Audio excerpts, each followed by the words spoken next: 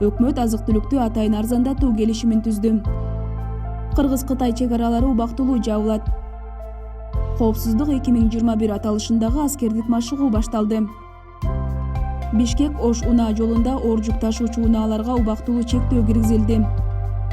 Өлкөдө эртең 2 апрелден тарта күн жылыйт. Монополияга каршы жөнгө салуу мамлекеттик агенттиги өлкөдөгү азык-түлүк саткан соода түйүндөр менен арзандатуу тууралуу келишим түздү. Аталган органдын сунушу менен өкмөт супермаркеттер үчүн чектөөнү алып, суткасына 24 саат бою иштешине мүмкүнчүлүк берген. Арзандатуулар Фрунзе соода түйүндөрүндө 1-сорттогу астык уну, Благо өсүмдүк майы, Баркат макарону, Чемпион чайын жана кумшекерди 5% арзандатуу менен сатылат. Народный соода түйүнүндө 7:00дөн 11:00га чейин пенсионерлерге арзандатуу каралган. 1 апрелден тарта бул убакыт 19:00га чейин узартылат. Ал эми Глобус соода түйүндөрүндө 58 жаштан жогорку жарандар үчүн бөлкөнөн 11 сомдон сатылат. Ошондой эле монополияга каршы агенттиги жума сайын жарманкелер өтүп жатканын эскертти. Үстүбүздөгү жылдын 3 апрелинен тартып 5 апрелине чейин Кыргыз-Кытай чегиндеги Тору-Карт менен Эркечтан постторунда жүк өткөрүү токтотулат. Бул тууралуу УКМКнын чек ара кызматынын коомчулук менен байланыш бөлүмү билдирди. Маалыматка караганда, мындай чечим Кытай тараптын демилгеси менен болууда.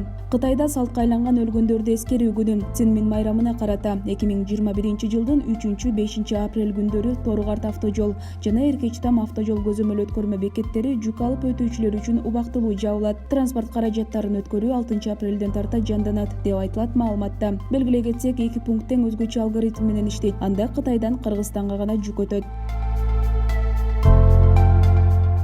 Баткен облусунда коопсуздук 2021 аталышындагы аскердик машыгуу башталды. Бул тууралуу өкмөттүн Баткен облусундагы ыйгарым укуктуу өкүлүнүн басма-сөз кызматы билдирет. Маалым болгондой, Коргоо министрлигинин коопсуздук 2021 жана калыптоо 2021 биргелешкен командалык штабтык жана мобилизациялык машыгуусуна 2000ге жакын адамдар, 100га жакын автомобилдер, брондолгон жана атайын техникалар, авиациялык техникалар тартылган. Машыгуунун биринчи этабында аймактын мамлекеттик башкаруу органдары аскердик жана өзгөчө абал шарттарында тапшырмаларды аткарышат. Андан кийин аскердик машыгуу, өзгөчө кырдаал учурунда элдерди эвакуациялоо, ички иштер органдарынын стратегиялык объект Төрткүл суу сактагычын кайтаруу аракеттери болот. Машыгууга аскер кызматкерлери, мамлекеттик кызматкерлер, УКМК, ОКМ, милиция жана саламаттыкты сактоо кызматкерлери катышууда.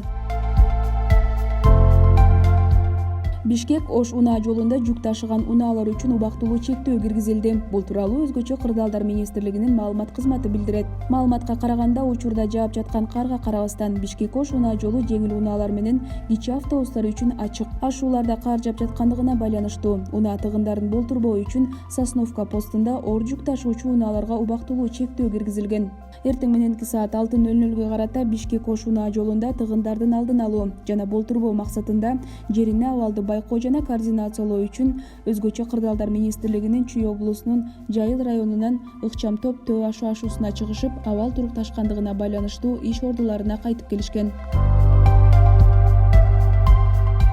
Өлкөдө 2 апрелден тартып абанын температурасы жогорулашы күтүлөт. Бул туурасында Кыргыз гидромет агенттиги маалымдады. Бүгүн 1 апрелде өлкөнүн дээрлик көпчүлүк аймактарында кар жаап жатат. Синоптиктердин маалыматына караганда, 2-3 апрелде түнкүсүн Чүй облусунун аймагында үшүк жүрүшү мүмкүн. Маалыматка ылайык, 2 апрелден тартып күндүз абанын температурасы +3 градустан +8 градуска чейин жогорулашы күтүлөт. Ал эми 3 апрелде абанын температурасы +15 градуска чейин жогорулашы мүмкүн. Түнкүсүн суук болгонуна карабай, өлкөдө 2 апрелден тартып абанын температурасы бир кыйла көтөрүлөрүн Кыргыз гидромет билдирет.